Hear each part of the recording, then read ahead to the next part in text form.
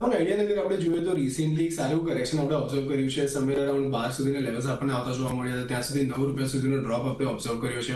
સો ક્યાંક ને ક્યાંક ઓવરસોલ્ડ ટેરેટરી પાસેથી આવીને એક પુલબેક આપણને આવતું જોવા મળ્યું છે. પરંતુ જે રીતના અત્યારે આપણે જોઈ શકીએ છીએ કે જે પ્રીવિયસ સપોર્ટમાં હતા ₹9.73, ₹9.70 આસપાસના લેવલ્સ, જ્યાં અત્યારના 200 દિવસની એક્સપ્રેશન મૂવિંગ એવરેજ પણ પ્લેસ છે, તો એનું બ્રેકડાઉન આપણને આવતું જોવા મળ્યું છે. અત્યારના કંઈક ને કંઈક જે ઉછાળો છે એ પણ આપણને ₹9.70, ₹9.75 સુધી આવતો જોવા મળી શકે છે.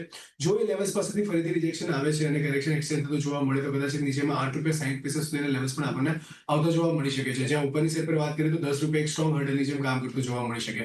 તો વોડાફોન આઈડિયા ઓવરઓલ જે રીતના ચાર્ટ સેટઅપ બન્યું છે નેગેટિવ લાગી રહ્યું છે. ઉછાળો આવે છે તો ત્યાં તમને સેલ કરીને ચાલવાની સલાહ રહેશે. ઓકે, તો ઓફકોર્સ ઉછાળ આવે છે તો અહીંયા સેલ કરવાની જ તમને સલાહ મળતી દેખાઈ રહી છે. પણ